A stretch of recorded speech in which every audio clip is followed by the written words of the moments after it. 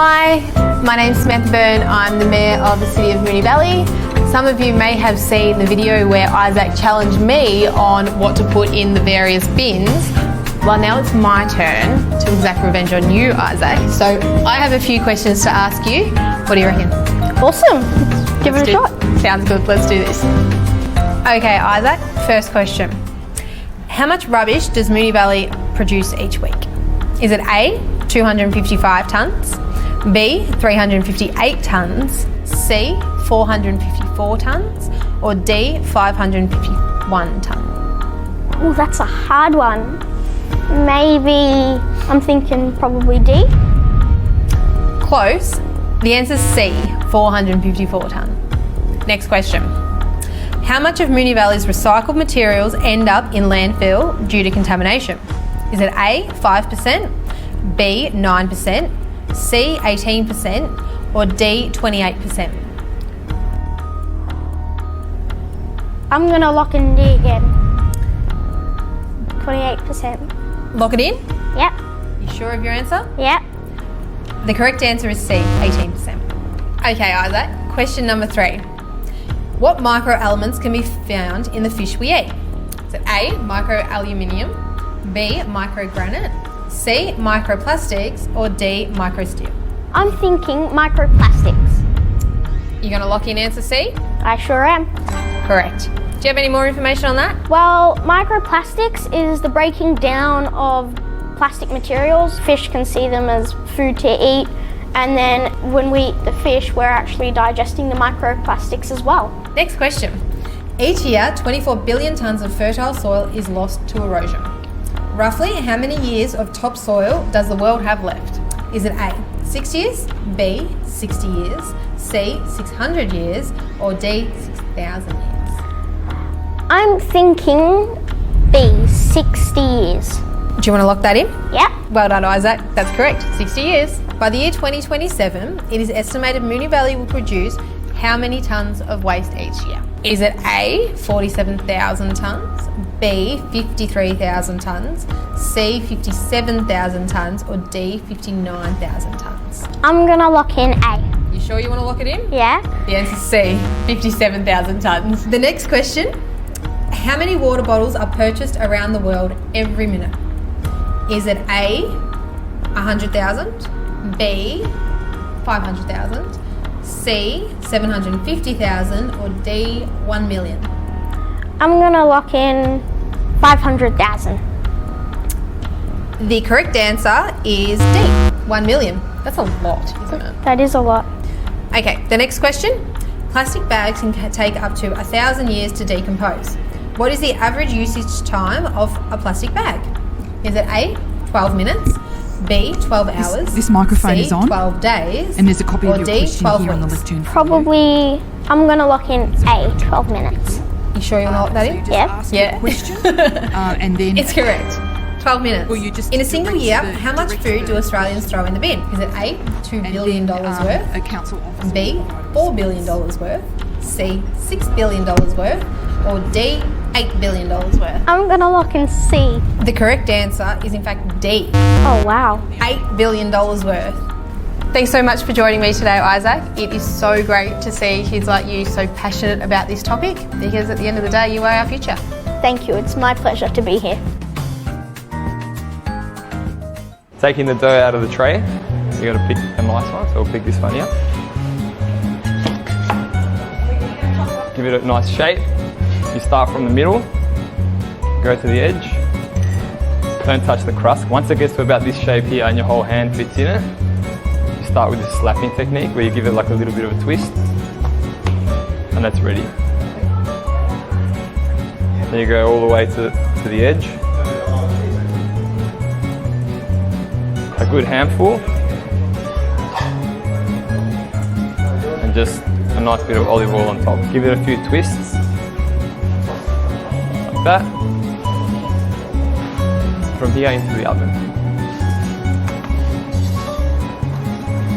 You've got to be gentle because the dough is very soft, but we give it a turn and we put it back on the same spot.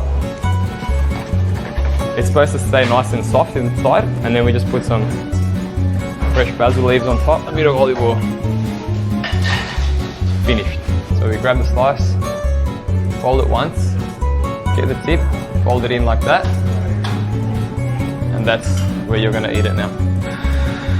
It's going to be messy, a little bit sloppy. So thank you so much, Class 90, for having us today. Your pizzas are amazing. For everyone who's watching this, if you want to try it yourself, come on down to the Avondale Heights Food Festival. So on the 15th of March, when you all come down, we've got such a diversity of fantastic food and cultures. So bon appetit. Ladies and gentlemen, venite down to the Avondale Heights Library. Bring the family, bring the kids, even bring the in-laws. They're going to have a great time and you might get a couple of favours out of it. So all the best and we'll see you there very shortly.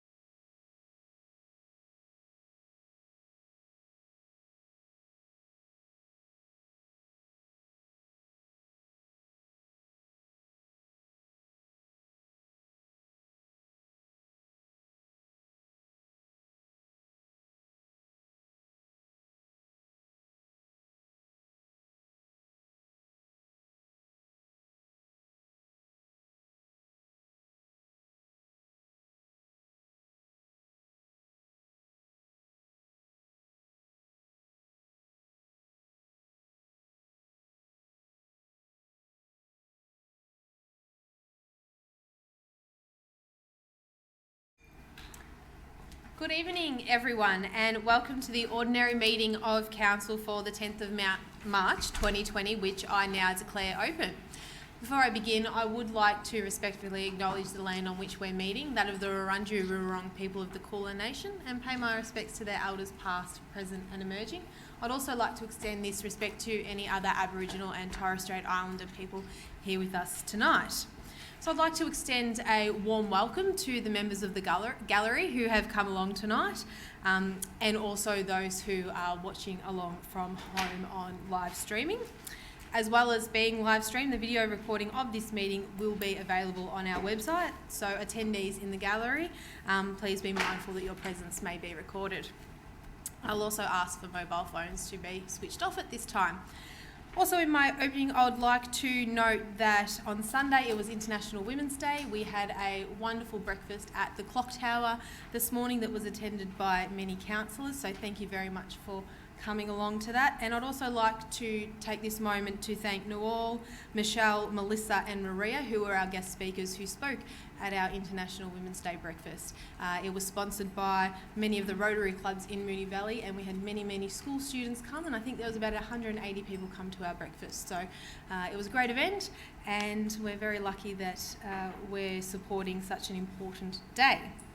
Now, councillors, we don't have any apologies. We've got a full house tonight, so we'll move along to confirmation of minutes. Can I please have a mover and a seconder that the minutes from the ordinary meeting of council held on Tuesday, the 25th of February 2020 be confirmed? Moved Councillor Lawrence, seconded Councillor Sorais. I will put that to the vote. All those in favour? That is unanimous. Now, does any councillor have any conflict of interests on any items on the agenda this evening? Councillor Nation. Thank you, Madam Mayor. I have a conflict of interest in report 10.1. It's indirect conflict due to conflicting duty, as reported to the acting CEO prior to the commencement of the meeting. Thank you, Councillor Nation. Does any other councillor have a conflict of interest on any item on the agenda which they wish to declare tonight? No. Okay, so presentations. So we might start with Councillor Sharp. I believe you have a presentation for tonight. Oh, thank you, Madam Mayor. Yes, last week we both attended the International Women's Day event run by two local women trading under the name of Nourished You, and there was quite a number of business people and just locals, local women attending the event. The attendees heard from our Mayor, Councillor Byrne, talk all about the community and her life growing up in Moonee Valley, and they loved it. You did a wonderful job, so well done. It was a really nice event and a great way to spend International Women's Day. Unfortunately, I couldn't get to the International Women's Day breakfast this morning, so very pleased to be able to at least go to the event last week. And you know, there's lots of other events on offer this week, but it's always a great day to support. The charity that was part of the night on Thursday was Eating Disorders Families Australia, and they're run by a local person, and they have one of the things is pass the baton. So I've got this baton here that I'll pass on to the Mayor, and she may say a few words about that group. Thank you. Thank you very much, Councillor Sharp. So here's the baton. So hashtag pass the baton for eating disorders, based out of Farnham Street, actually. And the race is on for families to save loved ones with eating disorders. It's not a sprint, it's a marathon. And eating disorders are a serious biological brain disorders, not choices. They can be life-threatening with the highest mortality rate of all mental illnesses. And the idea behind the baton is that you read what's on the baton and then you pass it on. So thank you, Councillor Sharp, for passing that on. I will make sure that I pass that on, and thank you for the community group that are running that. Now, the next presentation I have is a presentation from Lowther Hall Anglican Grammar School. They celebrated their 100-year anniversary last week, and we've been presented with this book, which is Rising Pillars, Open Doors. So if you're interested in the history of Lowther Hall or Earlsbury Mansion, there's all sorts of stories in here. So I was lucky enough to launch the book, being a previous Lowther girl, and they have presented this book to the city. So that will be available for people to have a look. Did anyone else have any presentations in which they wanted to present tonight? No? And I don't believe we have any petitions or joint letters? No. So we are now on to public question time. So I would like to invite Virginia Moylan to come to the lectern to read your question, please.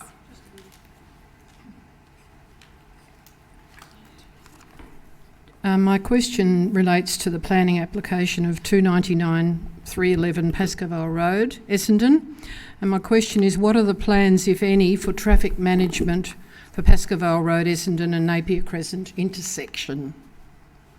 Thank you, Virginia. I will get Petrus Barry, the Manager of Statutory Planning, to please answer your question. Thank you, Mayor, and thank you for your question, Virginia. The referral response provided by the Department of Transport, or Vic Roads as they're known, requires a signalised intersection at Napier Crescent and Pascoe Road. Further details regarding this requirement can be found at conditions 23 and 24, as well as 26 and 27 of the recommendation within the report, item 10.1, which is on the agenda tonight. Thank you. Thank you, Petrus Barry. Now, I don't believe there were any reports from special committees tonight. No, which actually leads us on to item 10.1 on the agenda. So, Councillor Nation, we will wait for you to leave the room. Thank you, Councillor Nation. So the first report on the agenda is a planning application at 299 to 311 Pascoe Vale Road, Essendon. Councillors, do I have a motion? Councillor Sharp. Thank you, Madam Mayor. Happy to move the officer's recommendation with one permit note, and that is to read an addition to page 17. Just an additional permit note. Council remains strongly supportive of the link-dash connection and potential extension of the rail platform between the proposed development and Strathmore Railway Station, subject to approval from the relevant authorities. Thank you, Councillor Sharp. Do I have a seconder? Councillor Lawrence. Thank you. Councillor Sharp, would you like to speak on the motion? Yes, thank you. I'm happy to support the officer's recommendation. This proposal, I'm just trying to find everything that's going into it. There it is. This proposal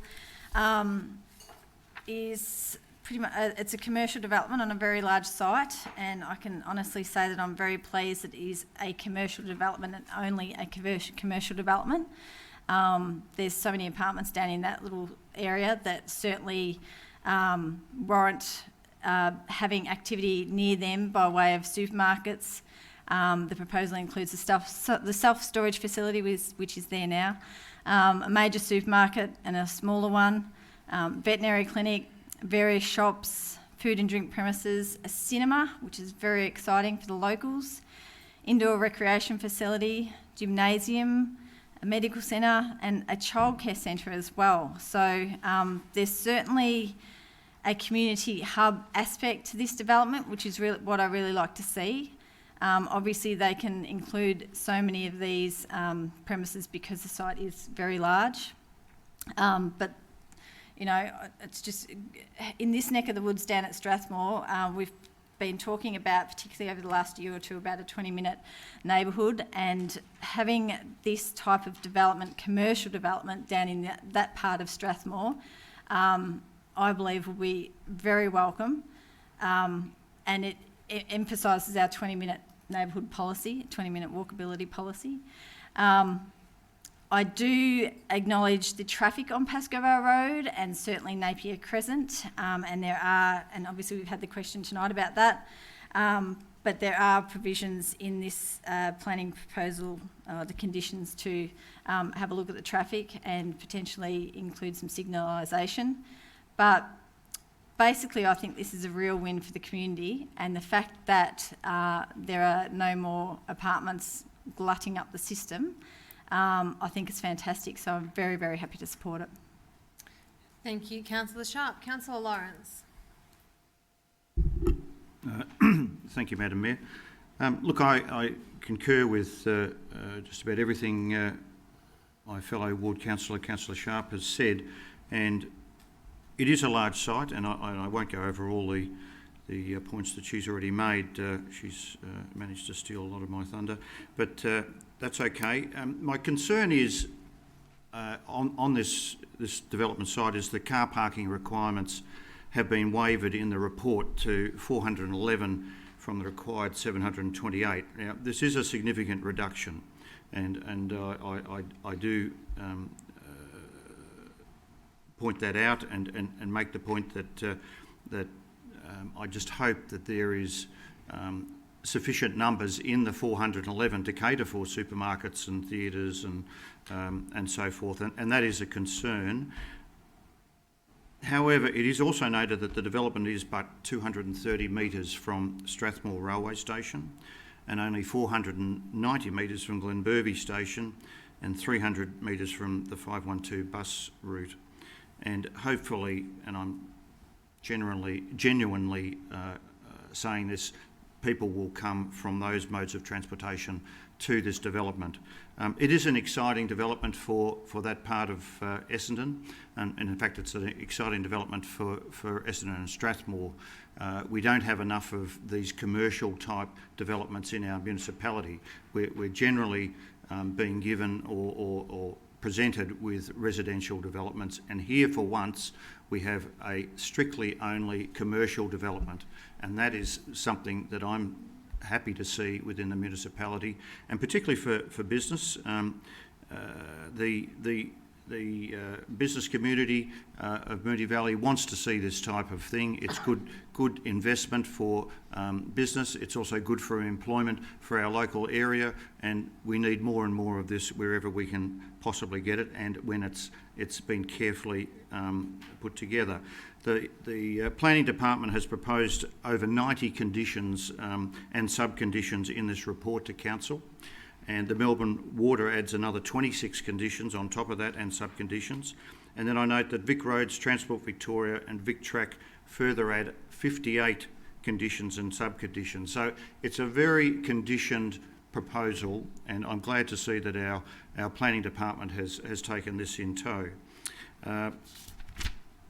The current site usage is already commercial, and to be quite honest, it's a bit of a shall we call it a Dandenong Road grunge look, not to belittle what's there, but to say, well, it was probably built back in the late 1990s, and this will bring out a far better outcome in terms of the business development and the look of the whole area and the amenity for the local people of Essendon and Strathmore and the greater Moonee Valley Council area. Overall, the facade Sorry, Councillor Lawrence, I'm mindful of the time. 30 seconds, Mayor, and I'm done. You can have 30 seconds. Overall, the facade of the new development is pleasing, and the setbacks of the upper floors are less obvious to the street level, which is great. So even though the parking reduction concerns me, on balance, I support the application. Thank you. Thank you, Councillor Lawrence. Would any other Councillor Gatchmerici? Thank you, Madam Mayor. Just very briefly, the other councillors have spoken somewhat comprehensively. Obviously, there are a couple of small things that I don't love about the proposal in terms of the number of car parks. I really would have liked to see a connection to Strathmore Station. But when I consider those things on balance with what's in front of us, it's not often that we get an objection about something being an underdevelopment.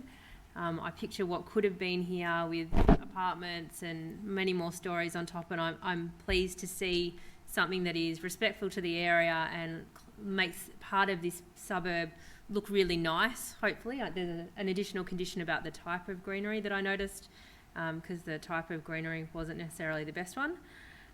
But for us and our encouragement of people in a 20-minute neighbourhood, this will hopefully encourage more people to walk down to the shops, to walk down to the movies, and to be more active in that local little patch. So I can support it on balance. So. Thank you, Councillor Gatchmerici. Would any other councillor like to speak on this item? Councillor Marshall. Thank you. So I am speaking in support of the motion too, and I'm doing so, the other councillors, I'm certainly in agreement with the points that you have raised. The last thing that we would want to see on a site like this is what we see across Moonee Valley, which is attempts to basically rezone all land just for for residential purposes. And if this concept of a 20-minute city, which we have in our planning scheme and which is valued at the state planning level, is actually going to work, then you need land to be commercially zoned and to have these types of facilities proposed. If not, then you just have wall-to-wall apartments with very little services and people having to travel large distances to shop, to enjoy recreation, to do all the types of things that will be enabled to happen on this particular site. I do have some reservations about the green wall, though I do like the design and have noted the conditions in relation to that. Green walls are notoriously difficult to actually maintain and to keep in a good state, so I have noted the landscaping condition that applies here. I have also noted the car parking management plan. Again, we don't want all of the spaces that are provided to be taken up just by employees, so certainly that car parking management plan, which will have to come back to council, and be reviewed and approved will be important in looking at how those car parking facilities are used. And taking up Councillor Lawrence's point, the reality is, given the proximity to the railway station, we can speak from experience that this council has had virtually no success in refusing applications on the basis of car parking waivers where you've got such close proximity to the station. So we would just be misleading the community if we were to suggest it would be otherwise, and that's just the reality, whether we like it or not. So again, it is nice to see something which isn't just the bog standard thing that has been rolled out across Moonee Valley, and I really hope that it goes well. Hope the connection to the station is something that is worked on, because that would again provide significant benefit to the community.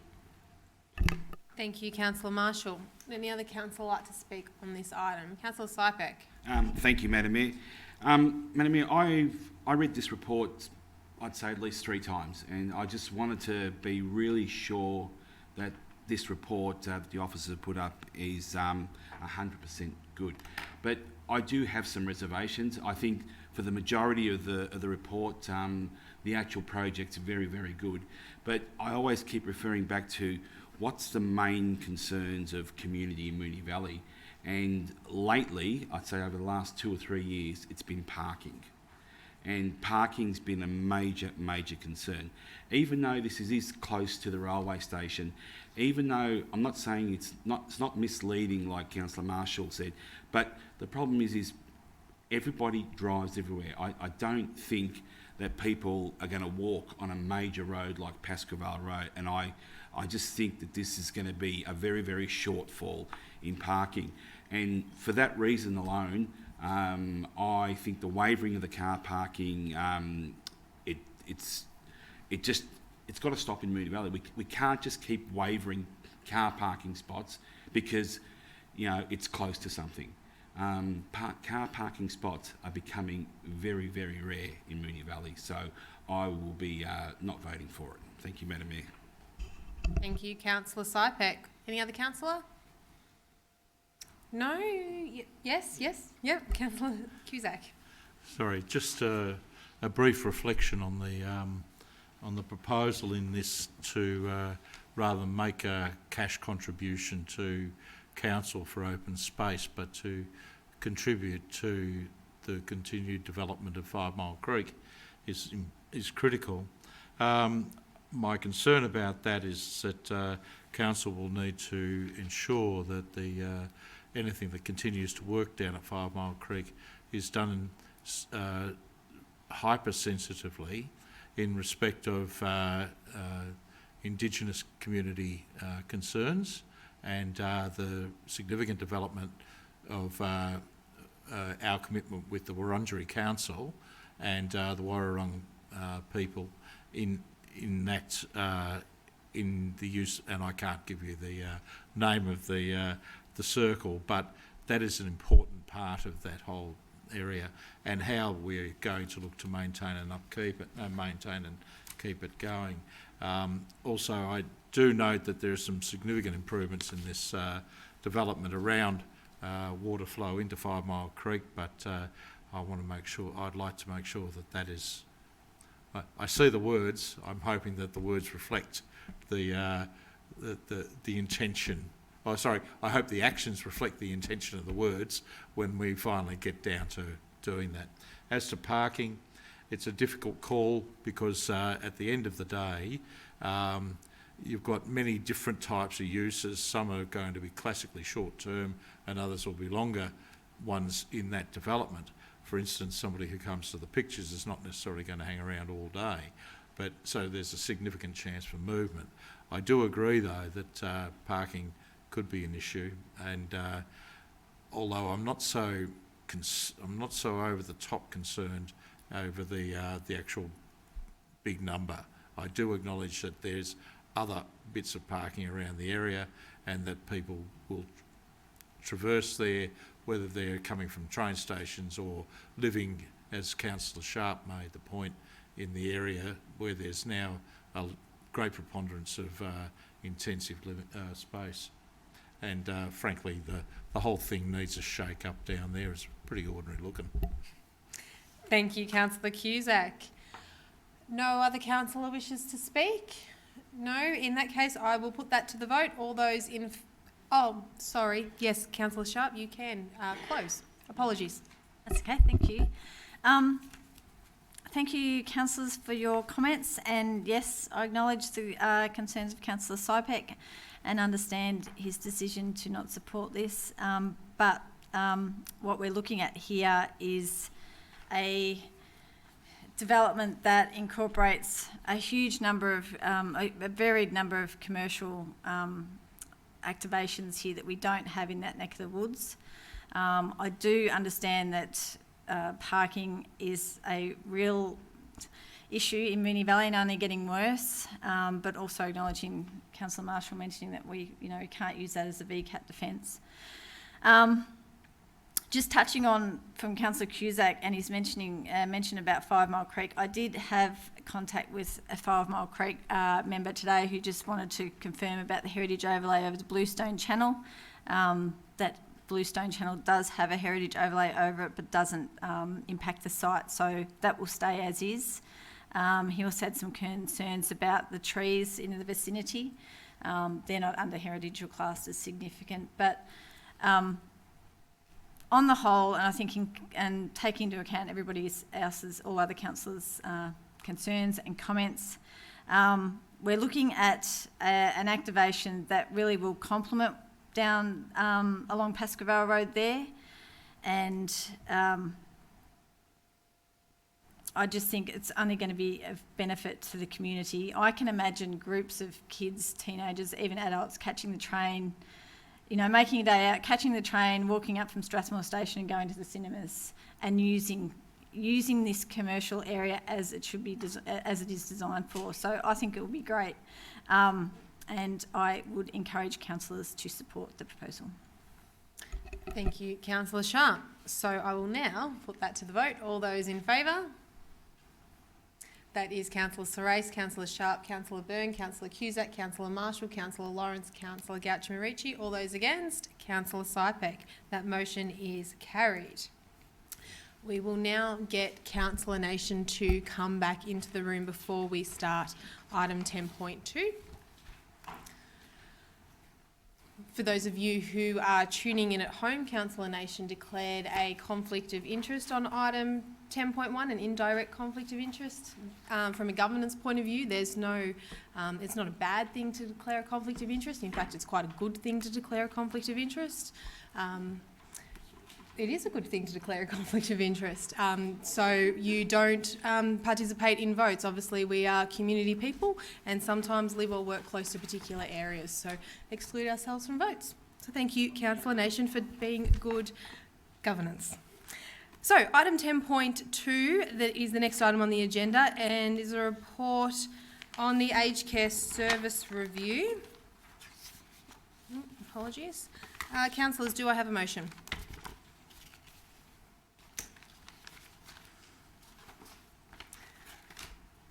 Councillor Cusack. Pardon me, Mayor. I will move the officer's recommendation as the motion. Thank you, Councillor Cusack. Do I have a seconder? Councillor Sharp. Councillor Cusack, would you like to speak on the item? Council is confronted with an aged care population that is changing dramatically in its demands and its requirements. The response from government is changing quite dramatically in its response to those demands. Its funding models are changing extraordinarily, and as the report puts it, there are a number of factors that are really impacting on this, in particular how people have been able to transition to my aged care and access resources via that.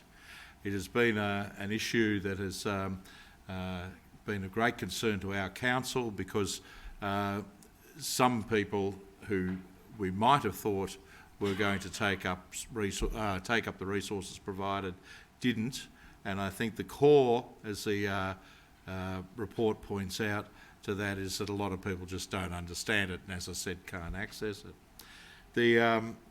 The critical things that are occurring from also is that there is the washout ultimately of the Royal Commission into aged care and institutions, and the important issue around that is that again the workforce will change, and how the workforce changes is going to be reflected in what this council is able to do.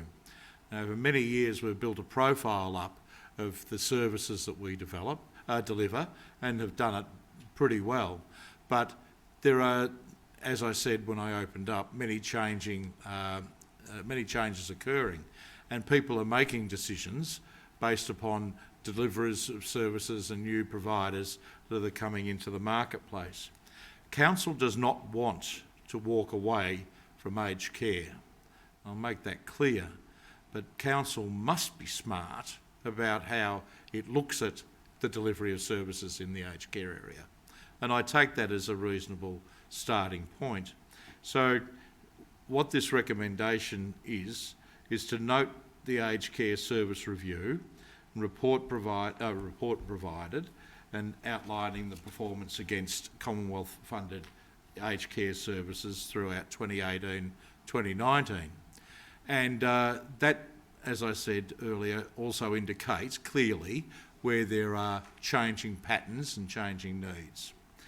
We need to continue to develop and consider the evidence that's around this in this area. So we're looking as part B of this recommendation to receive a report that updates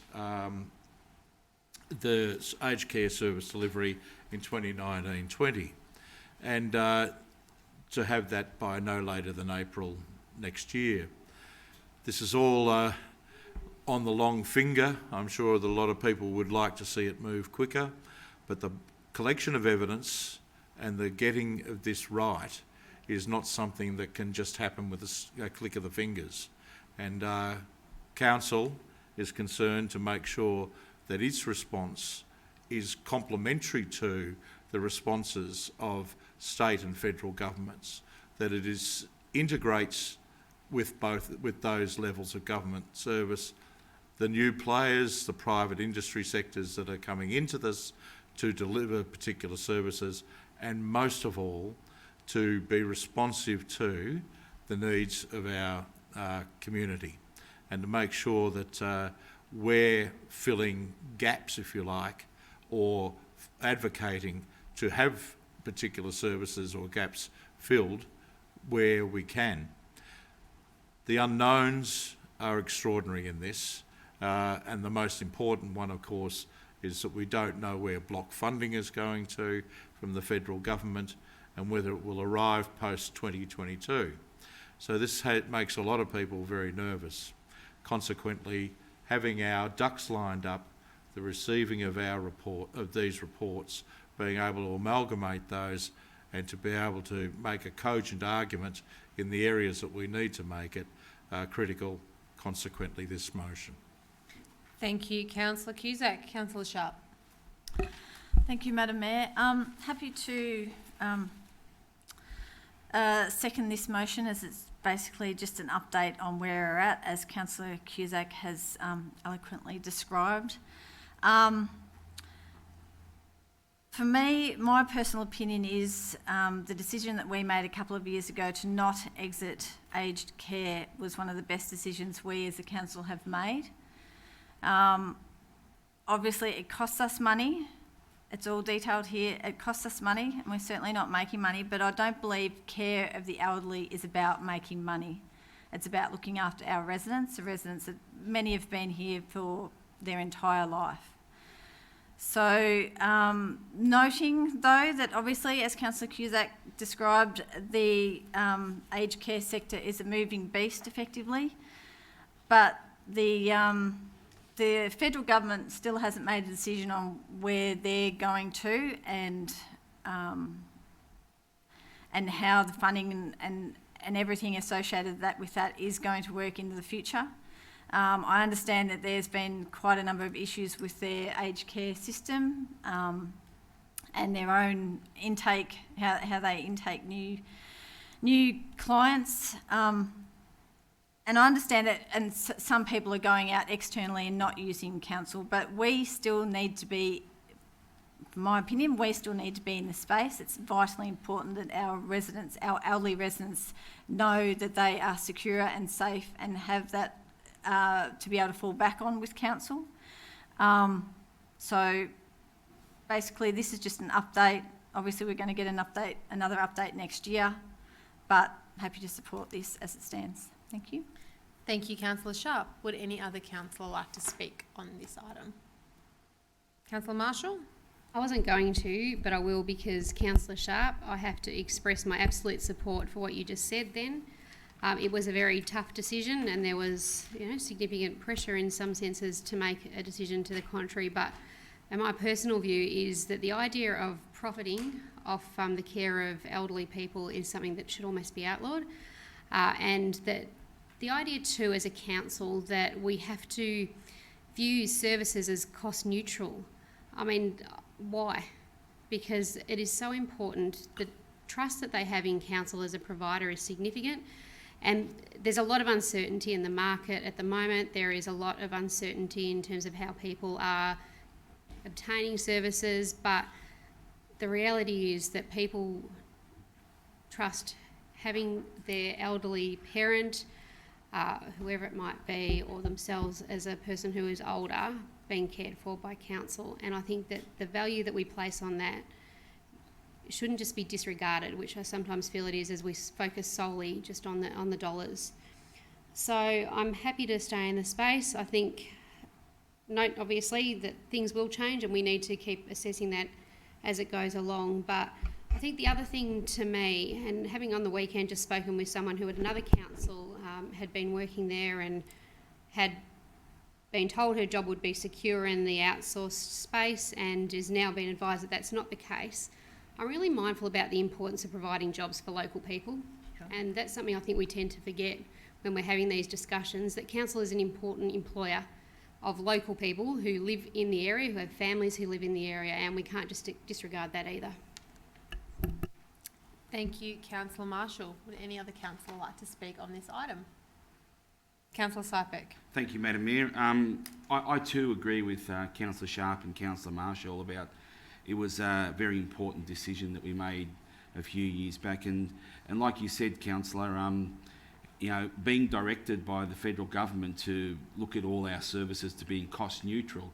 I mean, can you imagine if these parties were running councils? What kind of schmozzle would we have here? I just don't know. And that's the reason why we make good decisions here, Madam Mayor, is because we have a lot of community-based people. So I'm happy to support this. Thank you, Madam Mayor. Thank you, Councillor Sypek. Would any other councillor like to speak on this item? No? As there was no dissent, I will put that to the vote. All those in favour? That is carried unanimously. Item 10.3 is a report on family daycare service review. Councillors, do I have a motion, please?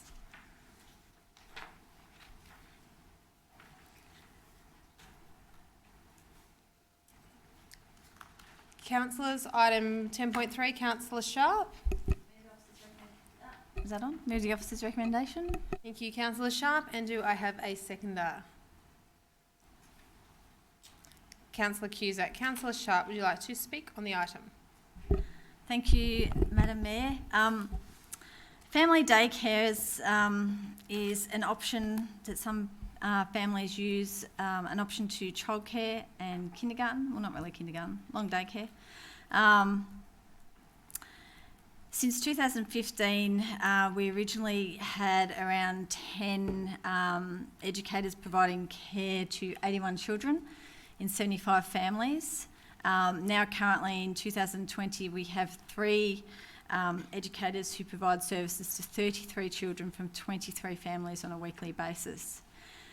The family daycare space is quite an unregulated, well not unregulated, but it's a risk adverse space that might not be the term the right term.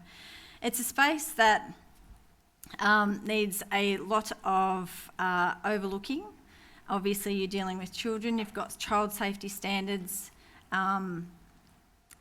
lots of things come into play with family daycare, and I believe that there are enough providers out there to be able to provide the service as good as council, if not better. So I'm happy to support this transition of the 23 families and 33 children, because I know our council staff will ensure that the educators that take on these roles will be the best that they can be. So I'm certainly confident that the children will be continually cared for as they are now. It's just a matter of literally just transferring the educators to the appropriate overarching body, and there are quite a few of those, and I know we've been, we'll choose the best one that will be the right fit for our community. So happy to support this motion. Thank you, Councillor Sharp. Councillor Cusack.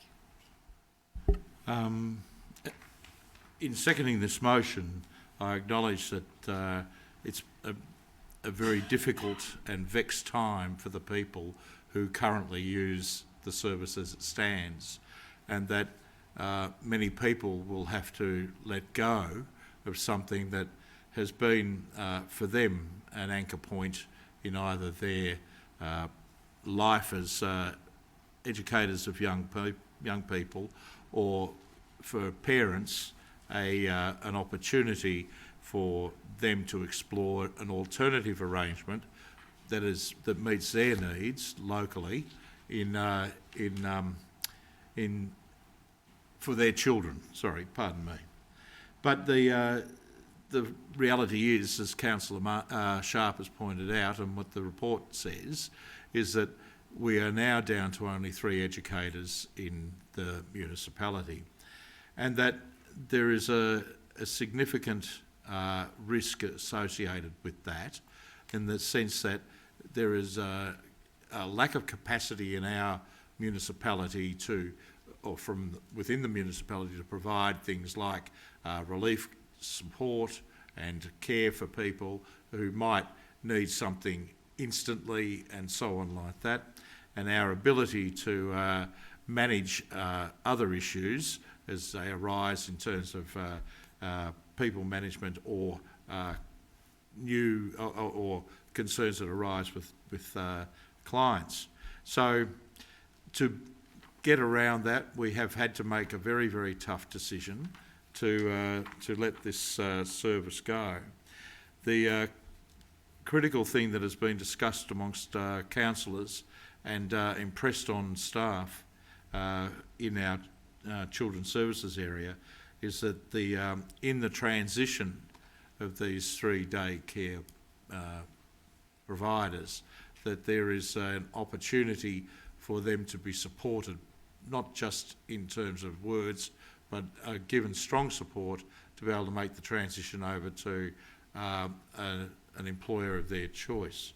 We're hoping that, of course, that happens with a minimum degree of fuss and that it occurs with good common sense. The critical part of that will be about communication, and it will be about how sensitive it's done.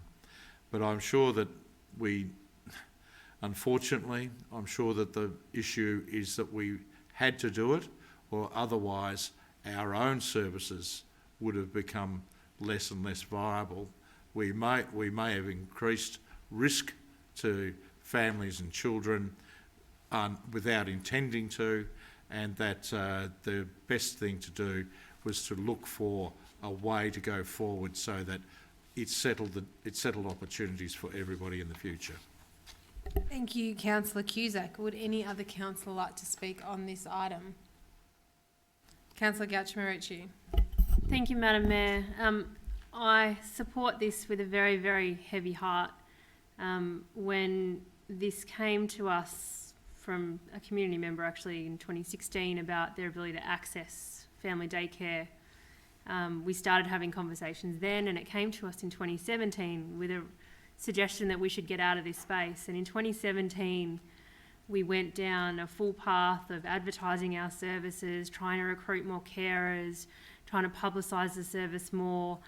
And I feel that whilst we did everything we possibly could then, and we have continued to over the 2 years, the one thing we did do is actually give a false sense of security to the number of families that came on board when we did advertise in 2017 and have now been with the service for a couple of years, and we're now still getting out of that space.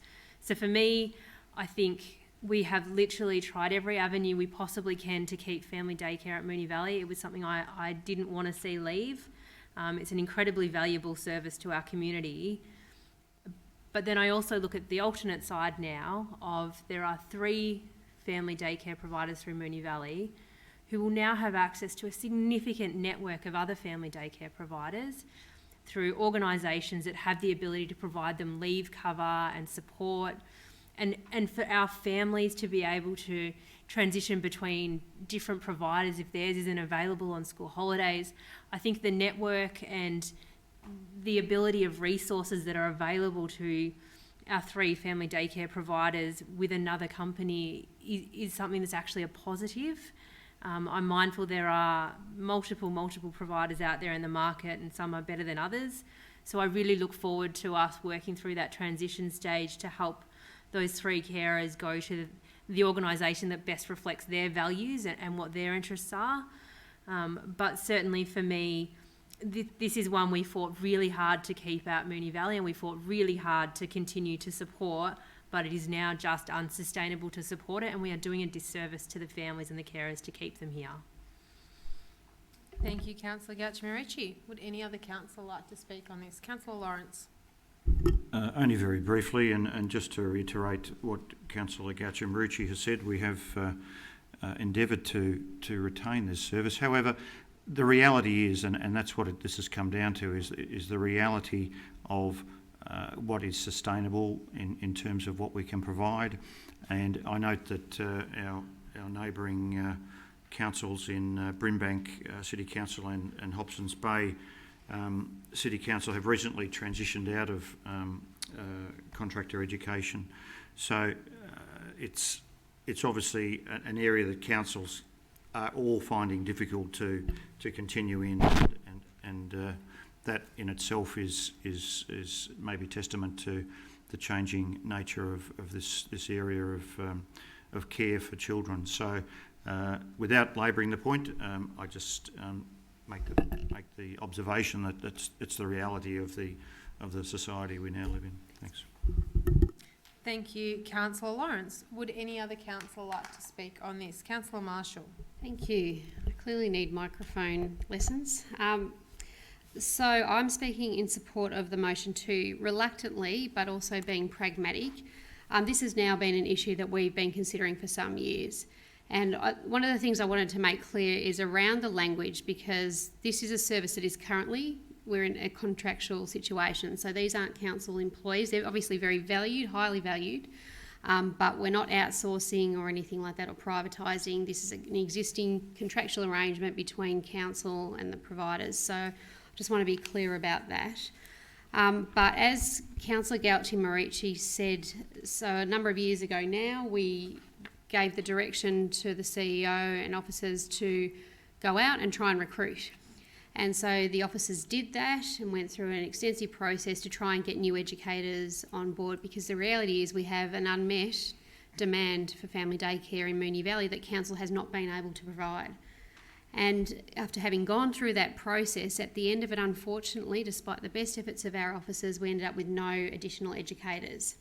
So that means that we still have that list of families who would like to access this service, but just no one to be able to provide it, and that's a real challenge for council. And that means that we are unable to meet this this service demand. So there are certainly a number of operators in this space, and having read now about quite a few, there are some ones that I know that our officers really want this transition to a new provider to be a positive experience for families, and for basically for them to be business as usual but improved. And I think that where we are unable to meet the demand of families, we just have to be pragmatic. We can't have families continuing to wait. We can't have a situation where our educators are left in the space of difficulty to find replacements, all of that sort of stuff.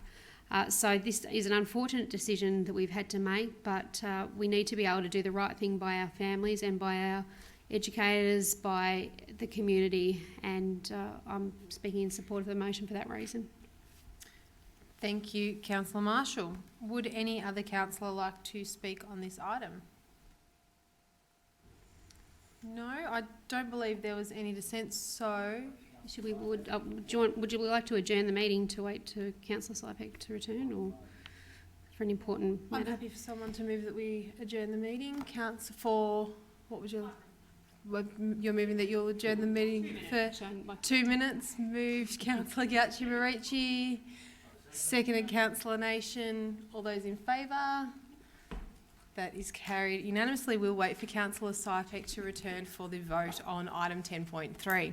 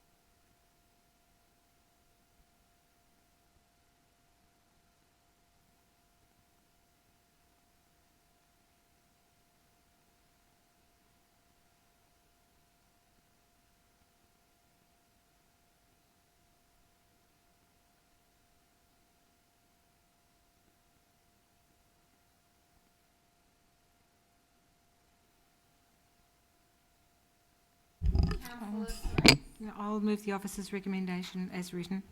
Thank you, Councillor Soros, and a seconder, please. Councillor Lawrence. Councillor Soros. Thank you, Madam. This is basically about putting in an addition to our local law. It's just advising about proposed changes to the Activities and General Amenities Local Law 2018 to 2028 local law with regards to the impact statements and consultation to assist with the public submission process, and to also place a notice in the Victorian Government Gazette that the Moonee Valley Leader and the Council's website advising of Council's intention to amend the local law in accordance with sections 119 and 223 of the Local Government Act 1989. So it's basically about hooning laws and our support with the Victoria Police. So basically the Victoria Police have sought a collaborative approach from councils within the region in managing hoon type activities, and have provided an example of the Brimbank City Council General Local Law 2018, which includes a clause on behaviour involving vehicles and participants undertaking hoon activities. And as such, Victoria Police are seeking to incorporate a similar amendment to be made to Council's existing local law. So there's just basically about, we'll advertise, we'll get some feedback and submissions, and then we'll amend our local law. Thank you, Councillor. Thanks, Madam Mayor. Look, I think this is pretty straightforward. I'm not sure whether the word hoon actually appears in the Macquarie Dictionary of Australia, but if it doesn't, it's obviously maybe one that we can throw in there. But in this case, it relates to, as Councillor Soros pointed out, the behaviour involving vehicles, but it also encapsulates the persons who participate, encourage or attend hoon events. Now, without lawful excuse. So I guess that refers to those that stand on the sidewalk and the footpath and encourage these burnouts. John probably knows more about this. Councillor Sypek maybe knows more about this than I, because he did mention at some other stage that he was a reformed. Well, I'm pleased to hear that. I'm very pleased to hear that, Councillor Sypek. And so, anyway, we know what we're talking about, and it's poor behaviour with motor vehicles and dangerous behaviour at that. And we're supporting our local Victorian police in their endeavours to make our roads safer in and around Moonee Valley, and I think that's a good thing, and particularly where the safety of our residents is concerned. Thank you. Thank you, Councillor Lawrence. Would any other councillor like to speak on this item? Well, I'll have to clarify that statement, Madam Mayor. Councillor Sypek, thank you. Yes, hooning is probably not in our dictionary, and yes, I did make a statement that many years ago I had a car that had a limited slip diff, and I was accused of spinning both wheels, which is impossible on a limited slip diff. So that's why it never proceeded anywhere. So, but thank you for mentioning it, because I have been proven innocent by our judicial system, and I fully support our judicial system of proving me right. Thank you, Madam Mayor.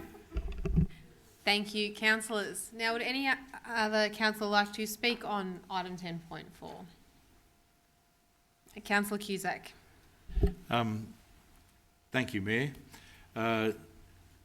Down in the southern part of the city of Moonee Valley, it was very famous many years ago for lots of hoon events. Places like Walter Street and around the back of the hockey fields and so on like that. And of course, the police had an activity some years ago where they were pulling vehicles out of the Maribyrnong River, and slipped out about 80 of them. Most of them were vehicles that probably had a bit of an insurance thing going on, but there were a number that had been used specifically for hoon events.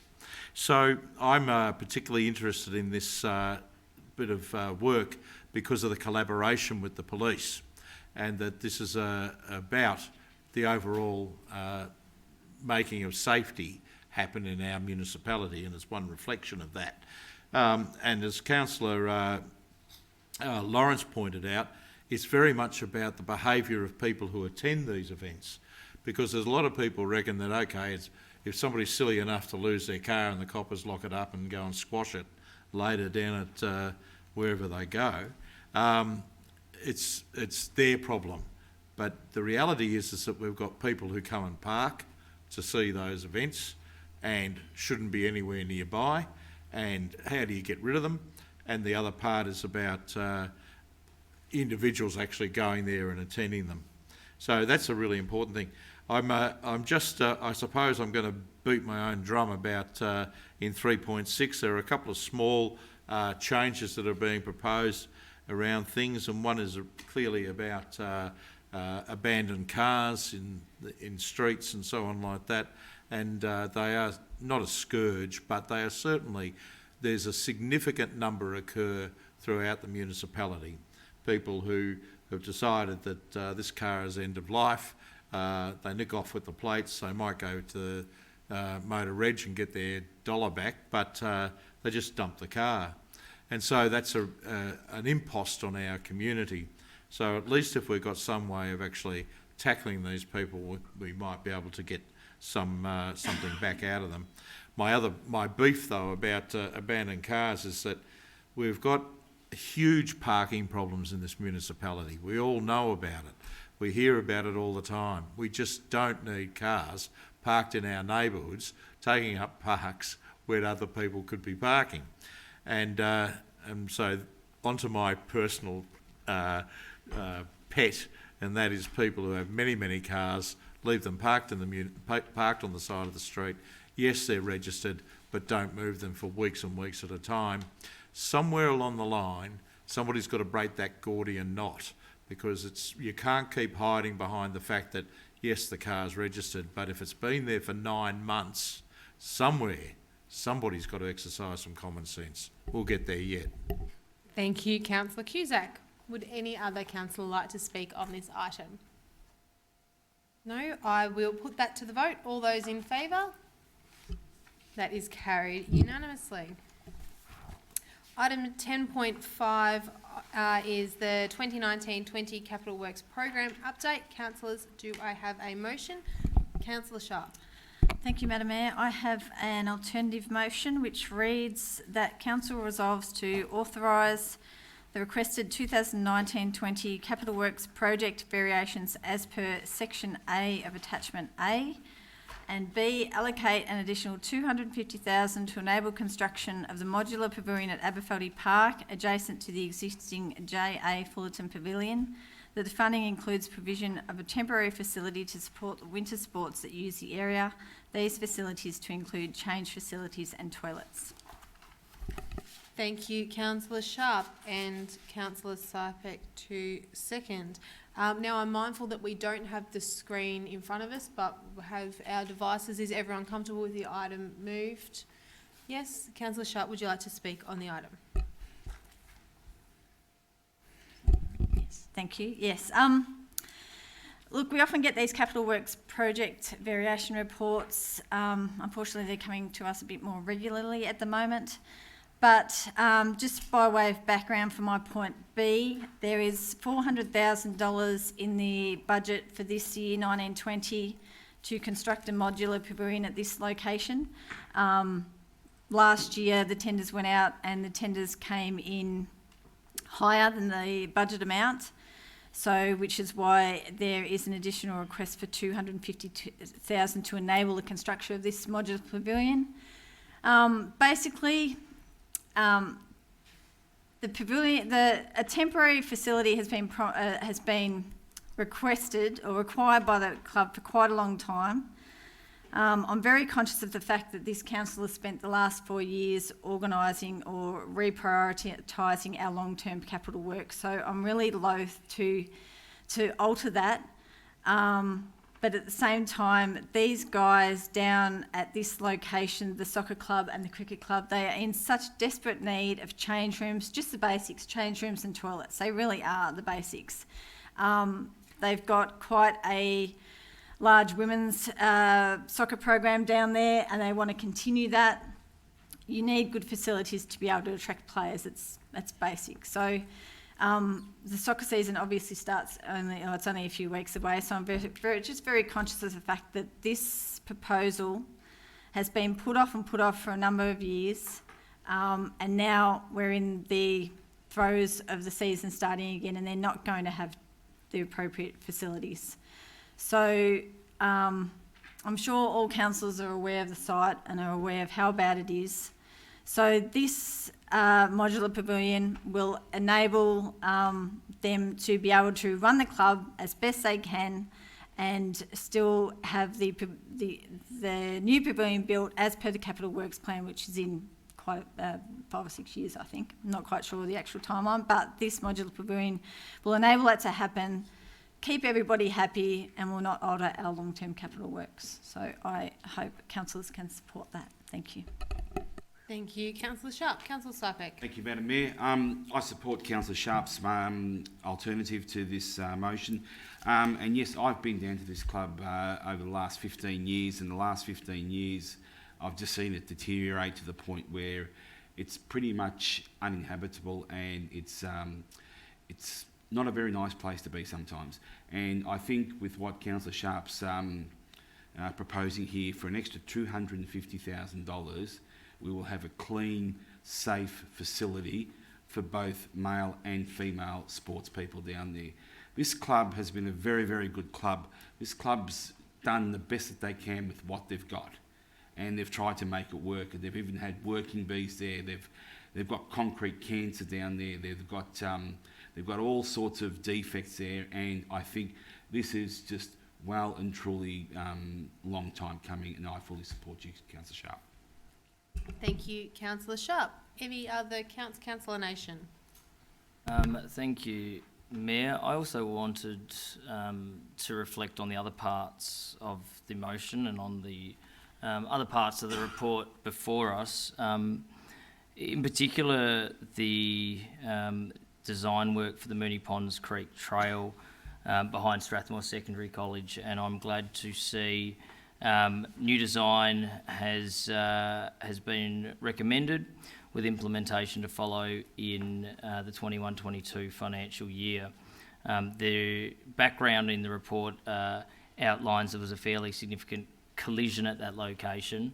It was an event that happened towards the end of last year, and it was pretty much a head-on collision between a motorised bike and another individual who was riding his normal road bike. And it was a significant collision. Don Ross, who's one of the individuals involved, I know, had some significant work done when he was in hospital. The other individual was in a coma for an extended period of time, and it's because it's a blind corner, and they, travelling 50 or so kilometres an hour, just went headfirst into each other. And it was a really quite a harrowing incident, and particularly those people that were using the path as well. You can just imagine the scene that was there. So I'm really glad to see that council is saying this is a priority to undertake the new design works, because looking at that site and knowing that site, it's definitely not a one-off. It's not a one-off occurrence. There is the potential definitely for those collisions to take place. So I'm very glad to see that included in this report. Thanks. Thank you, Councillor Nation. Would any Councillor Sorais?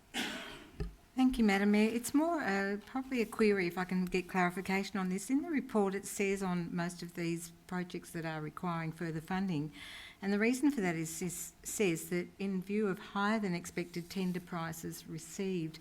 I'm just wanting to know if we cannot then go back to the drawing board and re-advertise to get closer to the valuation figure that we put on these projects to be done. I'm just wanting to know if that's a possibility. I'm just seeking clarification. So you're asking for a point of clarification as to whether or not council can re-advertise to get closer to the tender price that we are anticipating, rather than just continuing to top up because, the prices haven't come in as to what our officers have thought would be.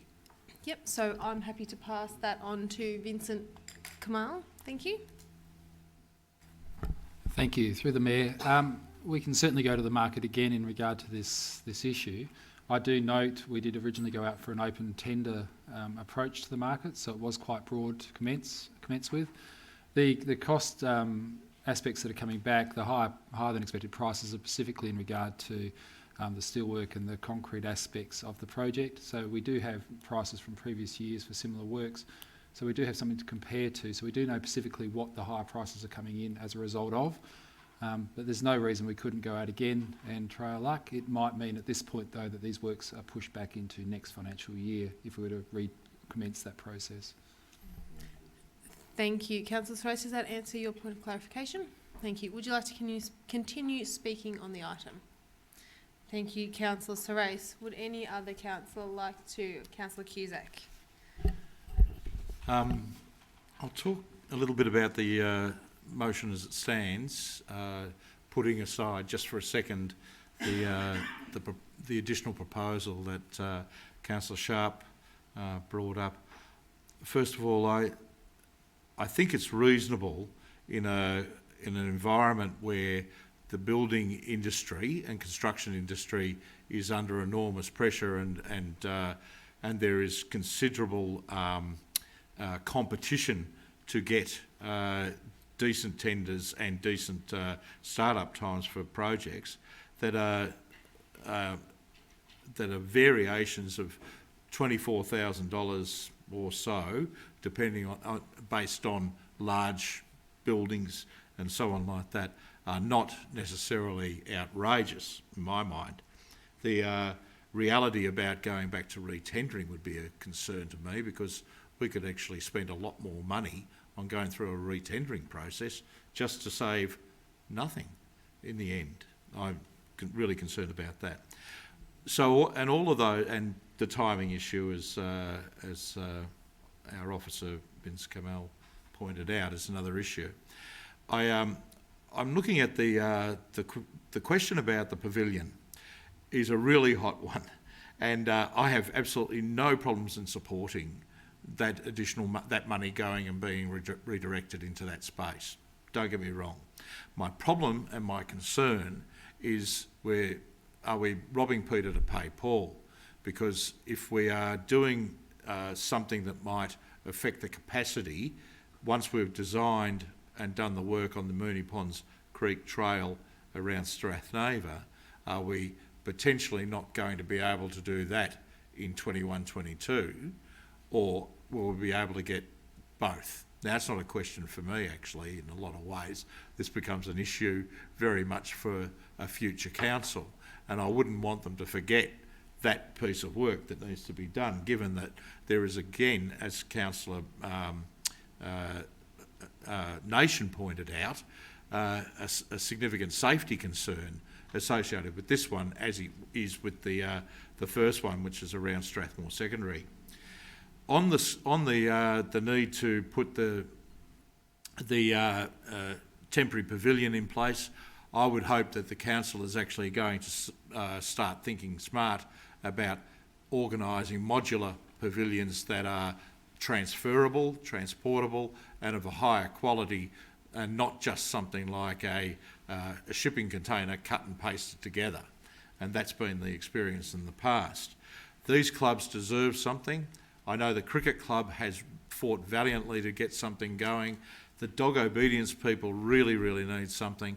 And the long-term plan down there has to be more inventive. And so getting something going in the short term is a really important and critical thing for these clubs, because they can't wait any longer. If you look at the state of those pavilions, something needs to be done. Thank you, Councillor Cusack. Would any other councillor like to speak? Councillor Lawrence. Thanks, Madam Mayor.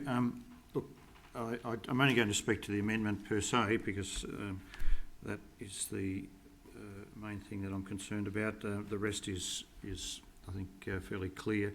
The cricket and the soccer pavilion was built, and I'm only guessing here, but probably around about 1965, if I'm not too far off, 1964, thank you, John. So it's a pretty old pavilion by Moonee Valley standards, and that in itself is it's dilapidated, it's decrepit. I'm repeating what everyone else has said, but it is a grungy looking pavilion and one that really isn't the pride of Moonee Valley, I can assure you. The Dog Obedience Pavilion next door to the Cricket and Soccer Pavilion is probably the same vintage.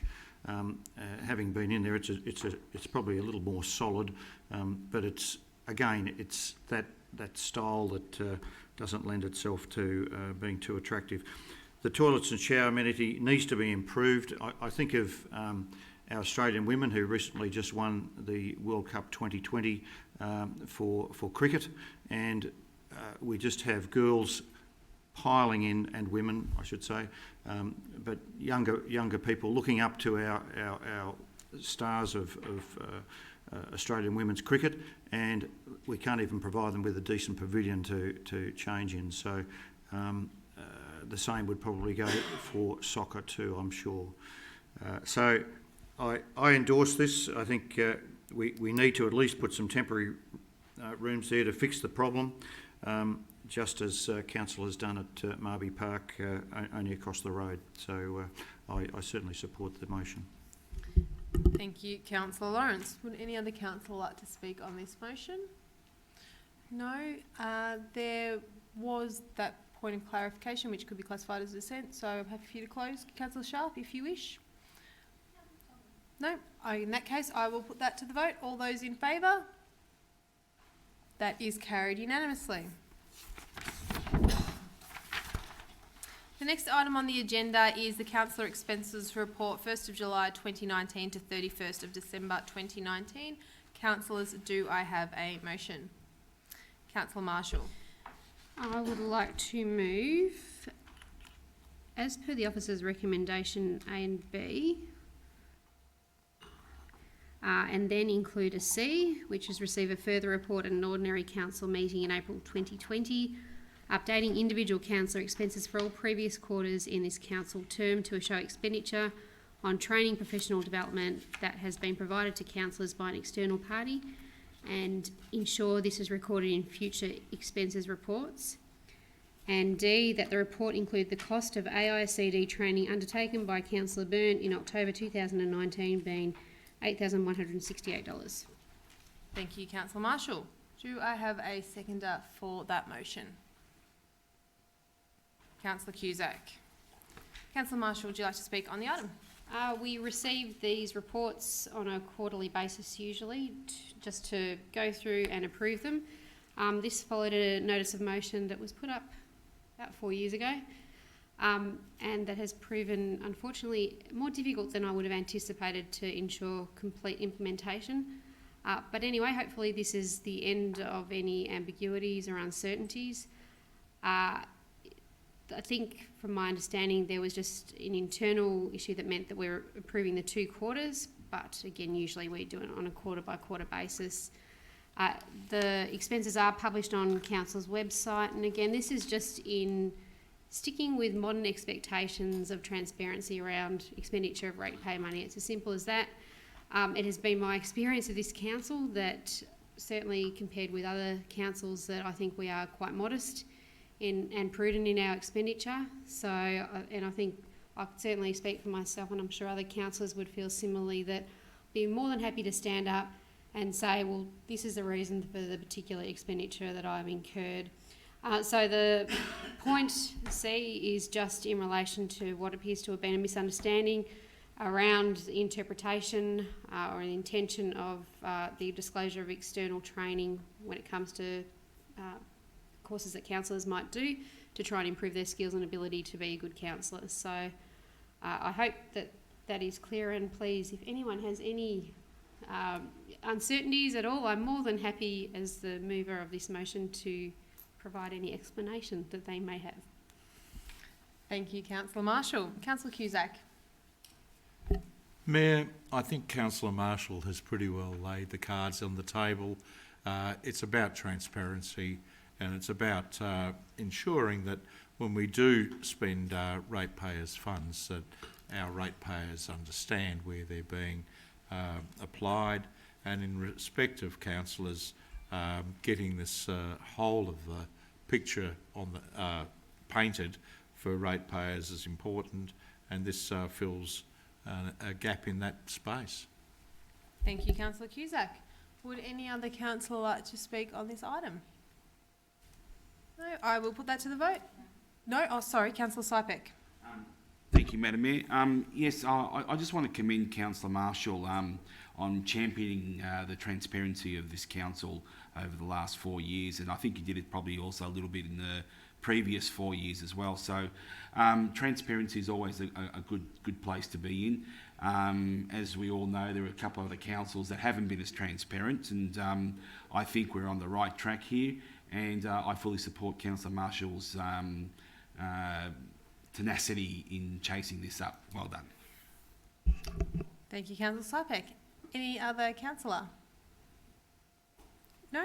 I will put that to the vote. All those in favour? That is carried unanimously. Now, the next item of business is notice of motion, and we have two tonight. So I call on Councillor Marshall to present her notice of motion entitled Walking and Cycling Around Schools. Thank you. I would like to move that Council 1 acknowledges the important role exercise, including walking, can play in improving the mental and physical health of children. 2, request the Chief Executive Officer A, prepare a report for an ordinary council meeting in this council term, whether as part of the Connected Action Plan or otherwise, considering the feasibility of an integrated walking and cycling plan for Moonee Valley schools, acknowledging the relative close proximity of many Moonee Valley schools, to improve the levels of walking and cycling to school and reduce reliance on private vehicle transport. The report should also consider the possibility of applying for state government or philanthropic, e.g. the Blue Earth Foundation, funding to undertake a pilot project. And B, liaise with Moonee Valley School principals in relation to this proposal. Thank you, Councillor Marshall. Do I have someone to second that motion? Councillor Sorais. Councillor Marshall, would you like to speak on your motion? Thank you. Look, I would firstly like to acknowledge the work that we've got some great council officers who have been in this space for many years now, and we obviously rolled out the Better Moves Around Schools program some years ago and decided wisely, I think, not to just do it, bit by bit by bit. Just decided, let's get this done. But I've actually had a few encounters over the past 6 months that have really made me think about what more we can need to do in this space, and more that it needs to be at the forefront of council's thinking, because if you look at how we move around neighbourhoods and our neighbourhood planning, this whole concept of looking at, on a neighbourhood basis, how can we get people moving is just so important. And I had a good friend who's a former lawyer, and she's actually done a research paper on this issue, and we discussed it. And after reviewing that, after looking at some of the information we've been provided with at council, which has just showed such high levels of private vehicle transport, even into the later years at high school, and I'm not singling out any school because I know it's it would be across the board for many schools, but I was genuinely surprised by how many kids in senior schools were being driven to school, even when they lived within relative close proximity. So I just think that where we're having such high rates of private vehicle transport, we really need to, again, as I said, make sure this is at the forefront of our thinking, and what else can we do? Because we know that the benefits for children in walking and cycling, they're just so well established. There's obviously the physical and mental well-being, but even that sense of independence. And I've got 2 kids at the moment who are walking, who are quite young by nowadays standards, and for them, that sense of responsibility that they have around that is just, it's a massive thing for their own well-being, for their decision making, and I really think I'm providing them with a great opportunity. And I hope, again, that if we can make the barriers to parents allowing their kids to walk and cycle, the more we can focus on those, obviously the better. And the broader health and other benefits for the community around that lack of congestion. I remember receiving information at council some years ago that showed that very significant number of vehicle trips that were very short vehicle trips. And you think about that around peak hours, if we could decrease the number of people in cars driving their kids around, what benefit that would have in terms of economic, all of those flow-ons that come from reducing congestion. We know, and again I think about my own neighbourhood, that many of the schools actually cross over, and you see parents or kids, whoever it is, going from one to the other. And so if our ability to look at these on a neighbourhood basis in accordance with our MB 2040 and think about, all right, so what is it? What's that connection that we can make? How can we get schools to collaborate and work together better? We don't want to put the onus on individual schools. That's very difficult, and we know that teachers have an enormous number of things that they have to do. But that idea of thinking about how we can work collaboratively together and potentially get some, maybe some funding to look at a pilot program, I think is something that I'd really like to explore, given we've got the neighbourhood planning model really implemented, embedded into our planning processes and system. And I mean, the reality is, for me, I think we need to be going back to the days when walking to school and cycling to school was the norm rather than the exception, and unfortunately we're a long way from that now. Thank you, Councillor Marshall. Councillor Soares. I don't think there's much more I can add to that, Councillor Marshall. You've been most fulfilling in your debate on that. The only difference is that this involves a cycling plan as well as a walking plan. I remember back in either 2015-16, I think, in my mayoral year, that we launched the Better Moves Around Schools program, and we had all the stickers on the pavements, and the kids, we walked from the park, and I won't mention the school, but it was in the Rosehill ward, that we established, and we set up that whole program of walking to schools. And there's lots of mums and groups that do this voluntarily just between them through Facebook groups and other things. So to incorporate more of that, as well as the cycling plans for Moonee Valley and for the schools around, would be a fantastic thing. Thank you. Thank you, Councillor Soares. Would any other councillor like to speak on this? Councillor Cusack. Thank you, Mayor, and thank you, Councillor Marshall, for bringing this notice of motion to Council. A couple of thoughts about the area of research and what we might look at in our brief would be things like what incentives do we need to build into a change to re-educate mostly parents, not so much the kids, in order to be able to achieve what we're looking at. There are things that we've done as a council that have somehow reinforced, unfortunately, that it's okay to drive to a school, and at trying to solve one problem has created another by creating the drop-off points. We've in fact tacitly, I think, agreed that, you know, it's all right to bring along the child in the car, where maybe those drop-off points shouldn't be concerned at all. The drop-off point should maybe to be a walk to the busy road and let the child continue on.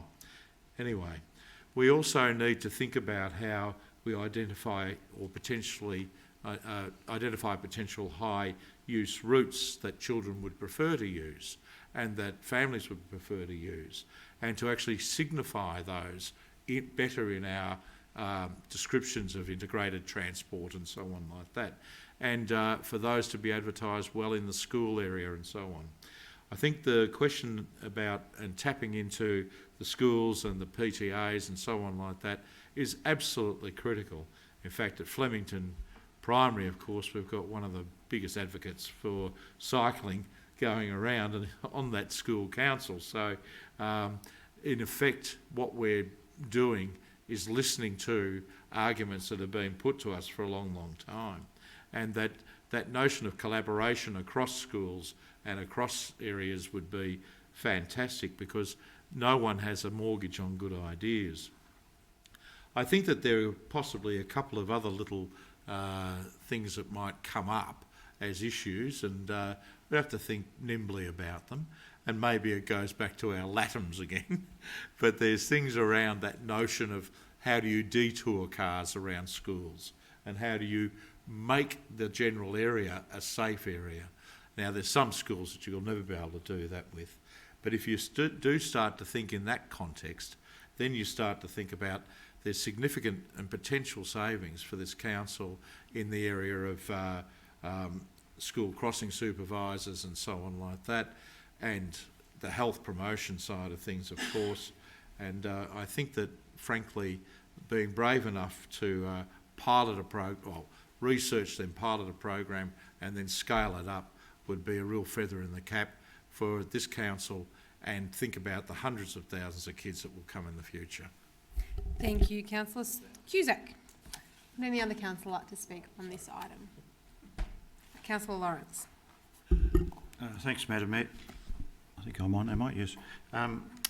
Look, I've lived next door to, or close to, local schools for most of my, in fact all of my married life in Moonee Valley, and I've seen some terrible numbers of, particularly around the Lowther, Penley and St Columbus area, where there's just a mass of cars that just pile into that area, and I'm sure you would know this, Madam Mayor, having been at Lowther Hall yourself, that it's just a nightmare. And so if we can encourage all students, not just the ones in that area, to walk, then it would just make the congestion so much easier. So I endorse this. I think the walking school bus program has been a fabulous one in another school that I see, and often see groups of up to 15 children walking all together, and we're talking primary school children now. So the movement of children by foot is a great learning curve for them, and also, as Councillor Marshall pointed out, a responsibility that really aids their development and learning. So no, I think it's a good program. I'm not sure how the bicycle side of things will go. That's another area altogether, because of the whole safety aspect to that. I'm not suggesting it's a bad suggestion. I'm just thinking we've got to think things through, as Councillor Cusack pointed through, and how best to do that. So, but it's certainly any activity is good activity for children, and as long as they're not using mobile phones. So it's just that's another can of worms which we won't go into at the moment. Thank you. Thank you, Councillor Lawrence. Would any other councillor like to speak on this item? No, I will put that to the vote. All those in favour? That is carried unanimously. Item 11.2, I call on Councillor Marshall to present her notice of motion entitled Leases. Thank you, Councillor Marshall. Thank you. I'd like to move that Council 1 acknowledges it is waiting for the finalisation of the Victorian Local Government Rating System Review before finalising its leasing policy. 2, acknowledges that it may be a significant period of time before the review is finalised and its findings implemented, including any legislative amendments. 3, further acknowledges that there are community organisations that are proposing to undertake capital works and maintenance in relation to the facilities they currently lease, and the understandable reluctance of those organisations to do so without security of tenure for an appropriate period of time. And 4, authorises the Chief Executive Officer to enter into leases for these facilities for a term of up to 5 years. Thank you, Councillor Marshall. Do I have a seconder? Councillor Gauci-Marici. Councillor Marshall, would you like to speak on your notice of motion, please? Thank you. So we know that the state government is doing a review of the rating system, and I think we're hoping that that's going to be released shortly, March, and there may be legislative amendment required out of that. What I'm mindful of is that the very long period of time it has taken the local government bill to be passed, and we had discussions in the last council term around that, and so I'm mindful that these processes, they can and they do take time. So we've been advised by council officers that the outcomes of the review may have some implications in terms of our leasing, what might be charged to groups, all of that sort of stuff that will need to be thought through and considered as part of our leasing policy, depending on the outcomes of the review. And we know that we have a number of community organisations that currently have leases, tennis clubs, bowls clubs, we've got the golf club at Riverside, a number of organisations. So again, being mindful that there might be a lengthy period of time, the difficulty we've got at the moment is that some clubs are caught in a situation where they've been told, well, we're not going to enter into anything more than 18 months, and your other alternative is to be in overholding. And you can understand, I mean, I think, frankly, if I was in those clubs' positions, I'd be making the same choice, saying, well, we're not going to invest what for that club. You know, these are community organisations run by volunteers.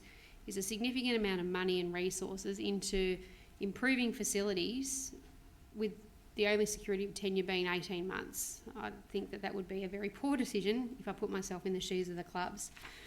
So what this particular situation came up in the context of the Riverside Golf Club, who have the lease in relation to, say, the bunker, and it is a bunker. And again, being mindful that they want to invest quite a bit of money for the club into those facilities, and to turn around and say, well, you can only have 18 months while we finalise our leasing policy, I don't think is a reasonable position. So 5 years is enough period of time to say to the community organisations, you know what, we'll be able to go through the process, finalise the leasing policy, so when it comes up for a review, we'll have certainty for everybody, but it's also enough period of time for them to feel like they're not going to do their dough. So again, it's a compromise, and it's trying to be pragmatic in the situation that we are in. And I would like to acknowledge, obviously, that the golf club is a very valuable part of our community in terms of the work that they do, not just in relation to golfing more generally, but as so many of these clubs are, they not just about providing opportunities for their members to play golf, play tennis, whatever it is. So often you see that the volunteers at the club will go out and do many things in our community and provide that enormous community benefit. So that's probably all I need to say. Thank you, Councillor Marshall. Councillor Gauchmarucci. Thank you, Madam Mayor. I'd really like to thank Councillor Marshall for bringing this notice of motion forward. The golf club is a fantastic example, and they contacted me in August last year just trying to figure out what was happening, because they'd been given the runaround on their lease for 12 months. And so that's nearly another 12 months they're still being given the runaround. So I remember at that time asking the question, well, how many other organisations or community groups are in this overholding expired position? And there was another handful, including some of the sports clubs and a bowls club. So I think for us to be able to use this broadly, not just for the bowls club, but for the others as well, to be able to say, you know what, we're not going to keep stringing you out. We're just going to give you some certainty for this window. And once this window is finished, we'll be in a better position to give you more long-term idea of what we're doing from a leasing policy as well. So I'm really pleased. Thank you for bringing it forward. Thank you, Councillor Gauchmarucci. Would any other councillor like to speak on this item? Councillor Sypek. Yeah, thank you, Madam Mayor. I stand to support this notice of motion with what Councillor Marshall has brought forward. Once again, like Councillor Gauchi said, this gives certain clubs certainty, because like council, we're waiting on other levels of government to give us direction, and we can't just keep telling our clubs, just wait. We're taking the initiative here. We're giving reassurances, certainties for a short period of window of time, and then when it gets re-evaluated, I think that needs to be spelt out correctly. Thank you, Madam Mayor. Thank you, Councillor Sypek. Any other councillor want to speak on this item? Councillor Cusack. I don't want to find myself repeating what other councillors have said, and of course covered the whole issue very well. But I just do note that this is not a frivolous matter, in the sense that clubs invariably use whatever resources they've got or are seeking to replace until it's virtually at end of life. They don't sort of think, the car's 1 year old and we'll change it over like some wealthy people do. They, if they need to change carpet, I bet you it's threadbare, and it hasn't, and it's been like that for some time. And if there are other things within the club that have got to be looked at, that's a fact of life. And so the investment, as Councillor Marshall pointed out, and certainly Councillor Gauchmarucci and Councillor Sypek have said, comes from the pockets of the club members. It doesn't come out of anywhere else, unless you're very lucky to have good old sponsors and the likes of that. And they're thin on the ground. We get an enormous return on investment through any of our sporting clubs, and we've got to be mindful of that.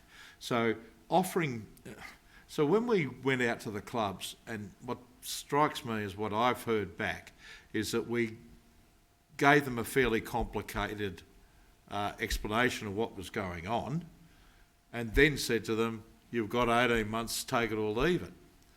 That's their summation. Now, it might not be exactly what happened from the officer's perspective, but that's the interpretation.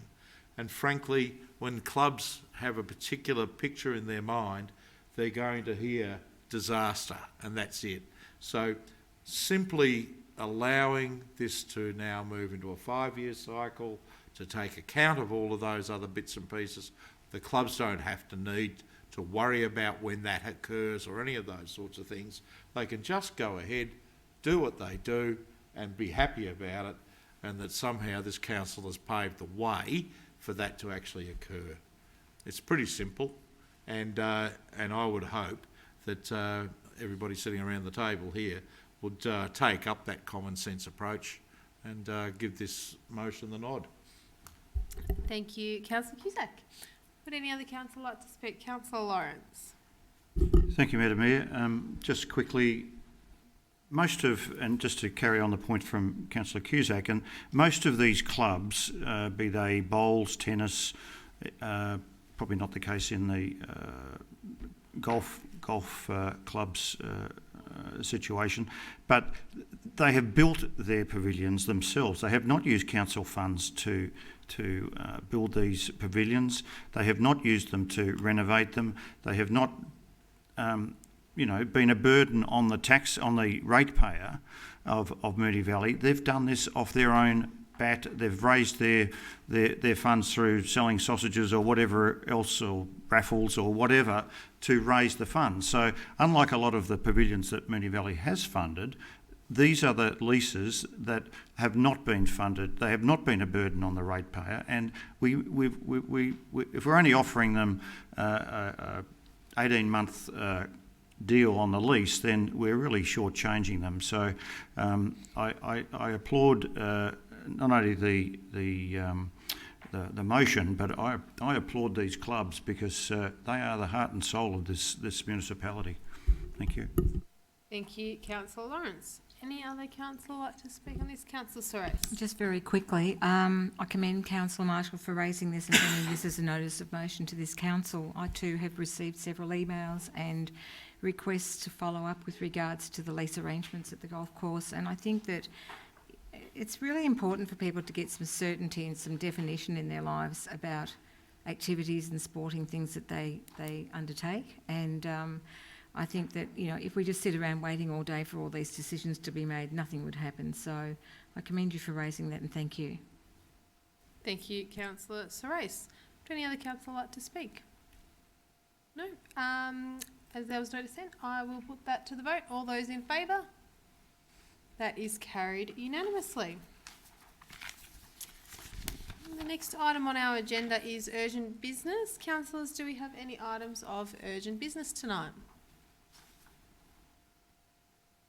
No? Moving on from urgent business, we are now on to item 13, which is delegates' report. Do any councillors have anything they would like to report on their roles as delegates? Councillor Soares. Thank you, Madam Mayor. I attended the Metropolitan Transport Forum on Wednesday evening, and we have I was elected as the Deputy Chair for the Metropolitan Transport Forum, so that was a nice little exciting thing to happen. But what I'd like to express is that there's a Congestion Conference which is being run through the Rail Freight Alliance, and it's being held in Melbourne on the 16th and 17th of April. And there are some excellent presenters. I'll just quickly run off a couple of those. I think that there's speakers from, you've got Rob Barton, MLC, who is talking about, he's from the Transport Matters Party. You've got Michael Catabiano from the Australian Road Research Board, Professor Russell Thompson from Melbourne University about moving people and freight world's best practice, the Minister for Roads, Jailer Pulford, and Walks Victoria. There's a whole different range of different modes of transport and getting around Melbourne and Victoria. And it's important. Most of the discussions we had at MTF on Wednesday, we had a presentation from Resilient Melbourne, CEO from there, and one of his off-siders spoke about living out in Caroline Springs, and he was talking about he cycles in, and in these new sprawling areas, it's mostly highways and freeways, and they have to battle with that as cyclists. So I placed a question to the CEO, as I generally do, and said, well, what are you working with all these government bodies, and what are you doing to look into future planning and providing all of these services and opportunities for people to cycle? You know, how are you working in with developers and with councils to do that? And unfortunately, the answer was that they don't have the funding to get all those resources together to provide all that information. Well, it's pretty simple in my view, but anyway. Moving on from that, so it was quite interesting to get some exposure and feedback about cycling and how our road network and our development in the future isn't really in front of that. We're kind of catching up to it. So all of that will come into this conference that's coming up as well. Metropolitan Transport Forum are also having a bus transport forum meeting, which will probably be held at the MAV offices, but I'll circulate that to other councillors, and it's really important to see. And it's a great organisation because it's from all councils across Melbourne Metropolitan Region, so you get that input and feedback about other areas and how they're trying to cope with the crisis of transport and motor vehicles and everything else across Melbourne. Great. Thank you, Councillor Sorais, and congratulations on becoming Deputy Chair. That's really exciting, and I'm sure you're representing Moonee Valley very well in that transport space. Doing my best. I know you have done for many years, so congratulations. Does any other councillor have a delegates report? No. Now, as we don't have any confidential reports on the agenda tonight, that concludes our meeting. Thank you to the members of the public for joining us tonight, and thank you for everyone who was watching on live streaming. I now declare this meeting closed. Thanks.